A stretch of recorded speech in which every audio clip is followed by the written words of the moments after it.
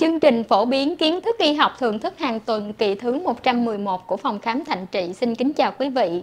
Kính thưa quý vị, bệnh đau cột sống thắt lưng trước đây thường gặp ở người lớn tuổi, đa số do nguyên nhân thoái hóa vì tuổi tác. Tuy nhiên, ngày nay chứng đau cột sống thắt lưng xảy ra ở nhóm tuổi lao động ngày một nhiều. Phần lớn là kết quả của một chấn thương hoặc do chuyển động đột ngột hoặc là do sai tư thế khi lao động gây ra. Trong chương trình tuần này, chúng tôi mời quý vị cùng trò chuyện với bác sĩ Nguyễn Duy Hải, nguyên là bác sĩ điều trị tại Bệnh viện Đa khoa tỉnh Kiên Giang, sẽ trình bày về các nguyên nhân, triệu chứng, phương pháp điều trị và dự phòng căn bệnh này. Mời quý vị cùng theo dõi. Dạ, xin kính chào bác sĩ ạ. Xin chào Ngọc Quyên, xin chào tất cả quý vị khán thính giả. Dạ, xin cảm ơn bác sĩ đã nhận lời tham gia chương trình ngày hôm nay ạ. Kính thưa bác sĩ có thể nêu một vài nét khái quát nhất về chứng bệnh đau cột sống thắt lưng không ạ? Thưa Ngọc Quyên, thưa tất cả quý vị khán thính giả, đau cột sống thắt lưng hay còn gọi là đau thắt lưng vùng thấp, tức là đau từ cái khoảng bụng của mình đối chiếu với đằng sau, nó từ cái thắt lưng của mình đi xuống tới cái lưng quần đó thì gọi là đau thắt lưng vùng thấp. Người Mỹ người ta gọi là low back pain. Thì đây là một cái hội chứng mà nó thường xảy ra ở những cái người lớn tuổi. Tuy nhiên là ngày nay đó thì nó cũng gặp ở những cái lứa tuổi trẻ hơn cũng rất là nhiều, Ngọc Quyên. Và nó chiếm khoảng 65 đến 80% ở những cái người trưởng thành trong cộng đồng.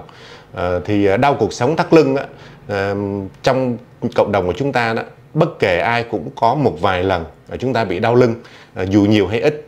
Thì trong tổng số đó thì có khoảng 10% là nó có thể chuyển thành mãn tính, thưa Ngọc Quyên. Phần lớn những cái cơn đau thắt lưng đó là hậu quả của những cái chấn thương như là chúng ta bong gân, căng cơ, chúng ta lao động hàng ngày đó, nó mang vác nặng, hoặc là chúng ta thay đổi tư thế một cách đột ngột thì nó cũng gây ra cái cơn đau này. Các cái cơn đau lưng cấp thì nó có thường là nó kéo dài một vài ngày, cũng có khi là nó kéo dài đến vài tuần. Khi mà cái cơn đau nó kéo dài trên 3 tháng đó, thì người ta gọi là cơn đau mãn tính, Ngọc Quyên. Cái lứa tuổi lao động là cái lứa tuổi thường dễ xảy ra những cái cơn đau lưng cấp này nhiều nhất, Ngọc Quyên. Và cái cột sống thắt lưng của mình thì nó gồm có 5 đốt. Người ta quy định là từ L1 tới L5 là cái cột sống vùng thắt lưng. Và ngoài những cái cột sống đó thì nó còn có cái hệ thống gân cơ, những cái dây chằng để nó liên kết những cái khớp đó lại với nhau.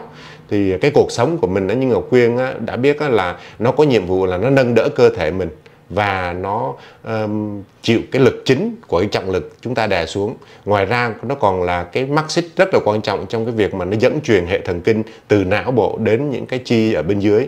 Nó giúp cho chúng ta di chuyển một cách dễ dàng, linh hoạt. Quý vị xem trên màn hình là cái hình ảnh của cột sống thắt lưng. Vậy cái nguyên nhân nào mà gây ra cái bệnh đau cột sống thắt lưng và các triệu chứng của căn bệnh này là như thế nào ạ? Thưa Ngọc Quyên, thưa tất cả quý vị khán thính giả, nó có hai cái nhóm nguyên nhân gây ra cái hội chứng đau thắt lưng này. Đó là một cái nhóm nguyên nhân cơ học và một cái nhóm nguyên nhân của bệnh lý toàn thân. Thì đầu tiên chúng ta nói về cái nguyên nhân đau cột sống thắt lưng do nguyên nhân cơ học. Thì cái nguyên nhân phổ biến nhất đó, Ngọc Quyên, là do nó căng giãn cái cơ, những cái dây chằng ở cái cột sống của chúng ta. Ngoài ra thì chúng ta còn thấy là nó thoát vị đĩa đệm, thì nó cũng gây ra cái nguyên nhân gây đau cái cột sống này. Khi mà nó bị chấn thương, nó làm cho những cái đốt sống nó trượt lên, nó bị thoát vị cái đĩa đệm đó, nó cũng làm cho đau lưng. Những cái trường hợp như là loãng xương, nó cũng xảy ra cái triệu chứng đau lưng. Thì cái loại đau lưng do cơ học thường là lành tính và nó chiếm khoảng 90% trong số tất cả các cái trường hợp đau cột sống thắt lưng. Đau cột sống thắt lưng do nguyên nhân cơ học thì thường là nó xuất hiện đột ngột sau khi mà chúng ta mang vác những cái vật nặng, hoặc là chúng ta sinh hoạt nó bị sai tư thế, như chúng ta đi guốc cao chẳng hạn, cái người của chúng ta nó bị ưỡn về đằng trước, nó làm sai cái tư thế sinh lý đi, nó cũng gây đau. Hoặc là chúng ta hoạt động mạnh mà chúng ta không có khởi động, chúng ta đột ngột chúng ta làm việc nặng ngay thì nó cũng có gây ra cái tình trạng đau lưng này. Quý vị đi xe mà nó rung, nó sóc thì nó cũng có thể là gây ra đau cái cột sống thắt lưng do cái lực của chúng ta nó đè nén xuống. Khi mà chúng ta bị nhiễm lạnh, nó cũng có thể gây ra căng cứng cơ và nó đau. Thì cái đau mà do cơ học này thì thường là nó có những cái khối co cứng cái cơ cạnh cái cột sống, và cái cột sống nó bị vẹo, nó mất đi cái đường cong sinh lý của nó. Và khi mà chúng ta thăm khám thì chúng ta ấn dọc theo các cái mỏm gai của cột sống và cái khe liên đốt á, thì nó có thể xác định được những cái điểm đau cụ thể do cái giãn cái dây chằng quá mức này. Còn có một cái nguyên nhân nữa là thoát vị đĩa đệm cột sống thắt lưng cũng làm cho cái người bệnh bị đau cái thắt lưng, vùng thắt lưng này. Thường thì nó có các cái biểu hiện đi kèm với lại cái dấu hiệu của thần kinh tọa, Ngọc Quyên. Thì cái triệu chứng của cái thoát vị đĩa đệm cột sống thì thường là người bệnh rất là đau, và đau lan tỏa từ thắt lưng mình xuống dưới mông, nó vòng ra đằng sau đùi, và nặng hơn nữa thì nó đau dài xuống tới cẳng chân, thậm chí là xuống tới các cái ngón chân của chúng ta nữa. Và nó đau như vậy đó thì có khi nó làm cho rối loạn những cái cảm giác, như là chúng ta có thể là thấy là chúng ta bị tê bì ở ngoài da như là kiến bò, kim châm. Đó thì đó là những cái triệu chứng của cái thoát vị đĩa đệm. Trường hợp mà có chèn ép nặng á, thì người bệnh có thể là nó bị rối loạn các cái cơ tròn, như là có khi nặng hơn nữa thì bị tiểu tiện không có tự chủ được. Cái phản xạ gân xương thì nó thường là nó cũng giảm, mà nếu mà nặng hơn nữa thì nó có thể mất các cái phản xạ, và những cái cơ đùi hoặc là cơ cẳng chân của chúng ta nó có thể teo đi nữa, Ngọc Quyên. Thứ hai là cái nhóm nguyên nhân đau cột sống thắt lưng do một cái bệnh toàn thân nào đó nó gây ra. Thì lúc này đó thì cái triệu chứng đau nó chỉ là một cái triệu chứng của những cái bệnh khác thôi, nó gây đau, như là những cái bệnh mãn tính gồm có viêm cột sống dính khớp, hay là bệnh viêm khớp dạng thấp, rồi loãng xương. Đó thì những cái bệnh nhiễm trùng nặng như là lao cột sống, hay là ung thư ở những cái vùng lân cận nó di căn vào, nó cũng làm cho bệnh nhân rất là đau lưng, thưa Ngọc Quyên. Thì đó là những cái trường hợp mà đau thắt lưng cột sống do nguyên nhân cơ học và do những cái bệnh lý toàn thân gây đến, Ngọc Quyên. Dạ, những cái yếu tố nào thì gây tăng cái nguy cơ đau cái cột sống thắt lưng ạ? Thứ nhất là mình phải kể đến tuổi tác. Thì với những cái người mà tuổi trung niên, tuổi càng già, thì cái mức độ thoái hóa nó xảy ra thì nó cũng ảnh hưởng tới cái cột sống thắt lưng của chúng ta. Đây là một cái nguyên nhân mà chúng ta không thể tránh khỏi. Không có ai mà thoát khỏi cái tuổi già. Cho nên là cái vấn đề tuổi tác nó là một cái nguyên nhân gây ra đau cột sống thắt lưng. Những cái người mà béo phì, dư cân thì Ngọc Quyên biết là cái cuộc sống của mình là một cái trụ cột để nó nâng đỡ toàn thể cái trọng lực của mình. Mà nếu mà mình mà dư cân thì Ngọc Quyên hình dung ra như thế này cho nó dễ, quý vị khán thính giả cũng dễ hình dung ra. Lấy ví dụ như mình cái xe Honda của mình đi, người ta thiết kế hai cái phuộc nó để mà người chở được 2 người thôi, nhưng mà bây giờ mình chở 3-4 người thì cái phuộc nó sẽ mau hư, nó sẽ xẹp những cái miếng ron đó. Thì cuộc sống của mình nó cũng có những cái miếng gọi là đĩa đệm đó, Ngọc Quyên, cái lớp sụn đó. Thì cơ thể mình mà nó quá nặng như vậy thì nó cũng làm cho cái cuộc sống của chúng ta mau thoái hóa, giống như là cái xe của chúng ta chở nặng thì nó mau hư vậy, Ngọc Quyên. Thì đối với những cái người mà dư cân thì đây là một trong những cái nguyên nhân gây ra cái hội chứng đau vùng thắt lưng. Những cái bệnh như nghề nghiệp chẳng hạn, những cái bệnh mà chúng ta phải mang vác nặng, rồi hoặc là chúng ta phải ngồi lâu, đứng lâu, thì nó cũng làm cho chúng ta bị căng cơ và nó gây ra đau cột sống thắt lưng. Người ta thấy là những cái người mà bệnh trầm cảm đó, cái sức khỏe tinh thần người ta không được tốt, người ta căng thẳng kéo dài, thì người ta cũng có thể có rất là nhiều các cái triệu chứng, trong đó có cái triệu chứng đau vùng thắt lưng, thưa Ngọc Quyên. Dạ, khi một người mà bị đau lưng thì cần có các xét nghiệm gì để chẩn đoán ạ? Thông thường đó, thì những cái bệnh lý về xương khớp đó là theo cái kinh nghiệm của chúng tôi khám lâu năm đó, thì những cái triệu chứng lâm sàng là mình đã có thể chẩn đoán được rồi. Tuy nhiên về mặt khoa học đó, thì mình phải có những cái chứng cứ, bởi vì y học là một ngành khoa học chứng cứ mà, mình phải có những cái chứng cứ để xác thực rằng đây là cái bệnh này hoặc đây là cái bệnh kia. Thì chúng ta phải dựa trên một số các cái cận lâm sàng, chúng tôi gọi là những cái cận lâm sàng. Thì chủ yếu là chúng ta dùng X-quang, tức là mình chụp hình đó, Ngọc Quyên, thì mình sẽ thấy được cái tổn thương ở những cái liên đốt của cái cột sống thắt lưng đó, nó có bị thoái hóa hay không, rồi các cái đĩa đệm nó có bị xẹp lún gì hay không, thì mình sẽ phát hiện ra được những cái nguyên nhân gây đau cột sống thắt lưng. Một cái kỹ thuật cao hơn nữa là chúng ta chụp MRI hoặc là chụp CT, thì mình cũng phát hiện ra những cái trường hợp mà nó thoát vị, nó chèn ép vào thần kinh chẳng hạn. Rồi ngoài ra chúng ta còn phát hiện thêm những cái bệnh lý đi kèm, thì đó là những cái kỹ thuật cao hơn. Chúng tôi còn đo cái điện cơ để mà mình dùng cái phương pháp đo những cái xung điện đó, do những cái dây thần kinh nó tạo ra đó, mình phát hiện được những cái sự mà chèn ép các cái rễ dây thần kinh do nó thoát vị đĩa đệm hay là nó hẹp cột sống, nó chèn ép vào những cái dây thần kinh đó.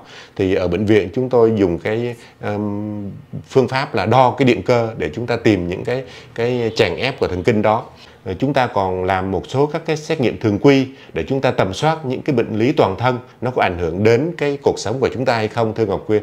Dạ. Xin bác sĩ cho biết thêm các phương pháp điều trị bệnh đau cột sống thắt lưng ạ. Hiện nay thì nó có rất là nhiều các cái phương pháp để mà điều trị cột sống thắt lưng. Thì về cái nguyên tắc chung thì chúng ta phải kết hợp thuốc và các cái biện pháp phục hồi chức năng.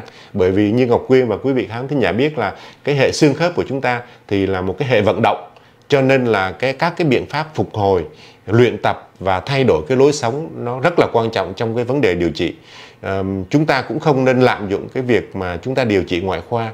Chỉ khi nào mà chúng ta điều trị bảo tồn mà nó không có kết quả thì lúc đó chúng ta mới thăm khám xem coi là cái trường hợp đau cột sống thắt lưng này nó có tổn thương đến các cái đốt sống chưa, các cái đĩa đệm nó chưa, mình có phải cần can thiệp ngoại khoa hay không. Thì cái đó là cái bước sau cùng. Thì cái nguyên tắc điều trị là như vậy. Thì cái điều trị cụ thể đó thì chúng ta dùng các cái loại thuốc kháng viêm giảm đau non steroid, tức là những cái loại thuốc giảm đau mà không cần phải có sự chỉ định của bác sĩ, Ngọc Quyên. Ngoài ra khi mà đau do căng cơ thì chúng ta dùng những cái thuốc giãn cơ để mà góp phần làm cho mau giảm các cái triệu chứng. Thì đối với lại thuốc thì gặp trong những cái trường hợp mà những cái cơn đau cấp tính thì chúng ta có thể lựa chọn những cái thuốc NSAID, tức là những cái thuốc kháng viêm không có corticoid chứ Ngọc Quyên. Chúng ta sử dụng và chúng ta khi mà sử dụng cái loại thuốc này đó, mặc dù là đây mà là một loại thuốc không có cần phải kê đơn, nhưng mà chúng ta phải thận trọng bởi vì nó có những cái triệu chứng phụ, có những cái tác dụng phụ như là đau viêm loét đường tiêu hóa chẳng hạn, hoặc là trên những cái bệnh nhân có tim mạch. Nếu mà có căng cơ thì mình dùng những cái loại thuốc giãn cơ. Thì những cái thuốc này thì thường là phải do bác sĩ chỉ định. Ở trường hợp mà đau mà có nguồn gốc thần kinh thì chúng ta có thể kết hợp một số các cái loại thuốc giảm đau hướng thần kinh để cho các cái triệu chứng nó mau thuyên giảm hơn. Và song song với việc dùng thuốc thì chúng ta nằm nghỉ tại giường trên một cái mặt phẳng, Ngọc Quyên, để cho nó tránh cái biến dạng của cái khớp. Rồi chúng ta dùng những cái đai để mà đai cái vùng thắt lưng lại để cho nó cố định cái cột sống thắt lưng của chúng ta. Ngoài ra thì chúng ta còn dùng những cái biện pháp vật lý trị liệu như là dùng cái chiếu cái tia hồng ngoại hoặc là xung điện, rồi chúng ta có thể kết hợp với châm cứu để cho các cái triệu chứng nó mau được phục hồi hơn. Đối với lại trường hợp mà đau thắt lưng mãn tính rồi đó thì chúng ta phải ngoài những cái thuốc mà tôi vừa trình bày thì mình có thể dùng những cái phương pháp như là kéo giãn cột sống, rồi điều chỉnh cái lối sống là rất là quan trọng, như là cái thói quen trong sinh hoạt hàng ngày, rồi chúng ta vận động đi lại như thế nào để cho nó tránh những cái cơn đau tái phát, và có thể duy trì các cái nhóm thuốc mà tôi vừa trình bày ở trên với một cái liều duy trì để thấp nhất để cho nó phát huy cái hiệu quả lâu dài. Khi mà chúng ta dùng những cái biện pháp điều trị bảo tồn như vậy mà không có kết quả thì lúc đó mình mới cân nhắc điều trị ngoại khoa, Ngọc Quyên. Thì thường là điều trị ngoại khoa thì mình chỉ định phẫu thuật cho những cái trường hợp mà nó có thoát vị đĩa đệm không hồi phục được, hoặc là nó có những cái sang thương mà nó trượt các cái đốt sống đó. Thì những cái trường hợp như vậy thì thường là điều trị nội khoa không có hiệu quả. Cho nên là chúng ta phải dùng các cái biện pháp ngoại khoa, tức là mình mổ để mình xử lý những cái tổn thương đó, Ngọc Quyên. Như vậy là tôi đã trình bày cho Ngọc Quyên và tất cả quý vị khán thính giả một cái nét khái quát nhất về cái bệnh đau cột sống thắt lưng, để quý vị có những cái kiến thức cơ bản để quý vị chăm sóc bản thân của quý vị trong những cái trường hợp mà không may chúng ta bị cái hội chứng đau cột sống thắt lưng này. Xin cảm ơn quý vị đã quan tâm theo dõi. Dạ, xin kính chào bác sĩ và chúc cho bác sĩ thật nhiều sức khỏe. Dạ, xin cảm ơn Ngọc Quyên, xin cảm ơn tất cả quý vị khán thính giả. Quý vị vừa lắng nghe bác sĩ Nguyễn Duy Hải trình bày về nguyên nhân, triệu chứng, phương pháp điều trị bệnh đau cột sống thắt lưng. Xin cảm ơn quý vị đã quan tâm theo dõi. Xin quý vị vui lòng like, chia sẻ, đăng ký kênh và ấn vào nút chuông thông báo bên dưới màn hình để đón nhận những video tiếp theo của chúng tôi về các loại bệnh lý thường gặp và các giải pháp để bảo vệ sức khỏe của con người. Xin kính chúc quý vị một ngày Chủ nhật an lành và hạnh phúc. Xin kính chào tạm biệt.